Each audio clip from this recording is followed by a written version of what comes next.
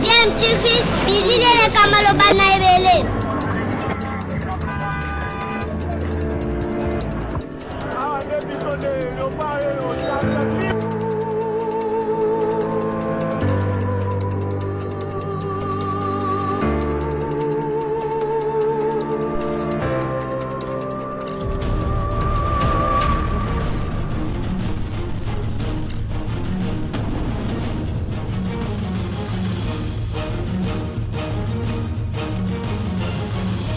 DMTV toujours en avant.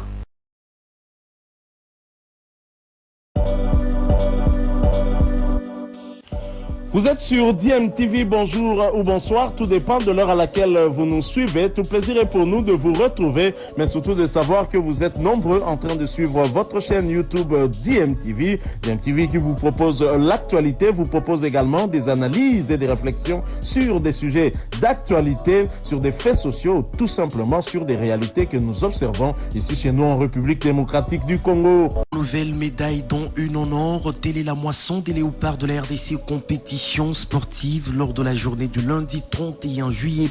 La nouvelle médaille d'or a une fois de plus été remportée en lutte libre, cette fois-ci par Arambo Isomi dans la catégorie de 97 kilos.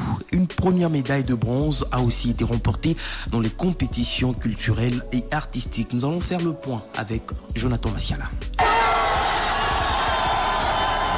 Une clameur à la hauteur de l'exploit réalisé. Le lutteur Moïsomi imite Andy Mukendi. Il remporte la finale de la catégorie de 97 kg messieurs face au Français Mohamed Roukaev et offre à la RDC sa deuxième médaille d'or à ce 9e jeu de la francophonie, la toute première de sa carrière d'athlète au niveau international. Une consécration. Parce que j'ai une médaille pendant la salle d'argent, la salle de bronze, oui pendant j'ai une médaille d'or. La médaille d'or, la tellement de c'est mon macasse. La faible dans un anda pour mettre bani wanyo so. Entraîneur ou encadreur bazunga, même ba équipe nationale, pour encouragement na bango, des salaires na ça va. Au bout de ces épreuves, la lutte libre qui comptait déjà 6 médailles dimanche en compte à elle seule désormais 9. Car outre le titre de Moïsomi, Rigen Mabouba a remporté une médaille d'argent et Thomas Mabrouki une médaille de bronze, respectivement dans les catégories des 125 et 92 kilos.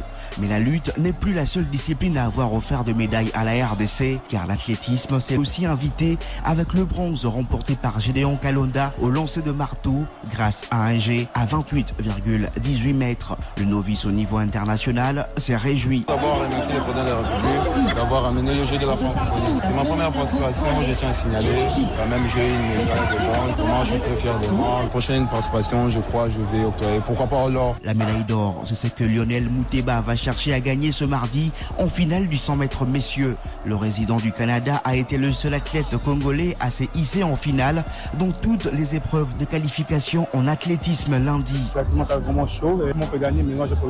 La RDC a également remporté sa toute première médaille côté culturel et artistique. C'est une médaille de bronze gagnée en jonglerie avec ballon. Après 3 jours de compétition, la RDC continue d'améliorer son record avec désormais 11 médailles gagnées, dont 2 en or. Et grâce à ces médailles raflées hier, la RDC occupe désormais la 4e place au classement général des médailles derrière la Roumanie qui compte 13 médailles dont 7 en or. Le Maroc a 11 médailles dont 5 en or et le Cameroun 12 médailles dont 3 en or. Et puis on parlait de l'athlétisme, il faut signaler, vous avez donc suivi Gédéon Kalonda, c'est le seul athlète qui a raflé une médaille hier. C'était une journée mitigée en tout cas pour la RDC puisque sur 4 finales tenues, la RDC n'a remporté qu'une seule médaille, l'œuvre de Gédéon Kalonda. En finale de 10 000 mètres, messieurs, les 2 Congolais alignés ont donc occupé les dernières positions. La finale du lancer de poids en handisport dames a été un duel entre Congolaises et Marocaines, remporté complètement par les Marocaines qui ont obtenu toutes les médailles. En finale du poids dames, il n'y a pas eu but des Congolaises. La compétition a été dominée par les Camerounaises qui ont occupé les 2 premières places. Et pour le reste de la journée, une seule qualification finale aux 100 mètres. Ce mercredi, c'est celle de Lionel Mouteba. La grande déception, c'est l'élimination d'Olivier Mwimba en demi-finale aux 400 mètres. Tous les Congolais ont été donc éliminés.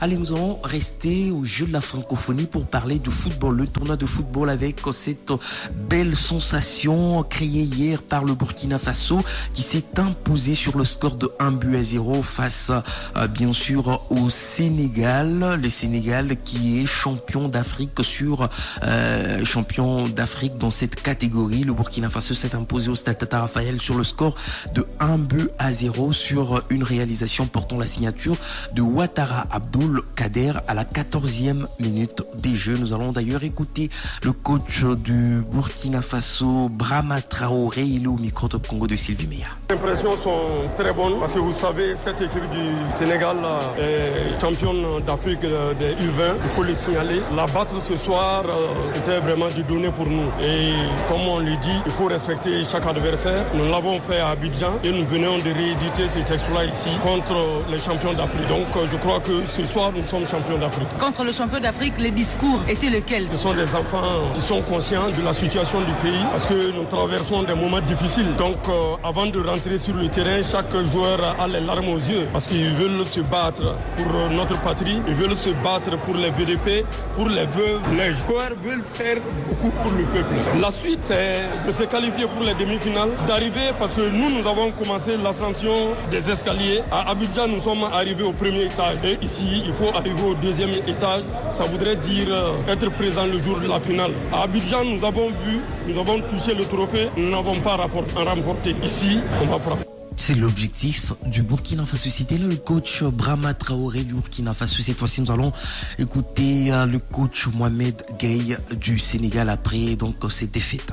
C'est la volonté divine, on ne peut rien. L'essentiel, c'est qu'on n'a pas été ridicule. On a joué, on a très bien joué. Maintenant, c'est ça la loi du football, c'est ça. C'est-à-dire on peut bien jouer et ne pas gagner. Et c'est ce qui nous est arrivé aujourd'hui. C'est vrai que, je l'avais dit tantôt, on a un groupe, il n'y a que des nouveaux joueurs. On a fait 4 séances d'entraînement avant de venir. Donc, les joueurs, c'est ici qu'ils se connaissent. C'est la première fois qu'ils jouent. Donc, c'est normal que nous avons ces résultats. C'est une déception, mais on n'y peut rien. On est dessus parce qu'on voudrait quand même continuer à jouer jusqu'en finale, mais Dieu en a décidé ainsi, on ne peut rien. C'était là Mohamed Gueye, coach du Sénégal. Il était également au micro de Sylvie Meya Mouabi. Il faut signaler que toujours hier, le Cameroun s'est imposé devant le Niger sur le score de 1-0 au programme déjà ce mardi 1er août. Ce sera pour le compte du groupe A. Le Mali jouera contre le Bénin, toujours au stade Tata Raphaël. Et nous allons quitter le football pour parler du basketball avec le démarrage ce mardi des matchs des quarts des finales dans ces Jeux de la francophonie. Le basketball féminin, la RDC joue à 19h. Prenez bien rendez-vous, 19h heure de Kinshasa, au gymnase du stade des Martyrs. La RDC jouera contre Madagascar ce mardi, un match important puisque ce sont des rencontres à élimination directe. La RDC s'est inspirant encore à bien préparer cette rencontre après ses défaites,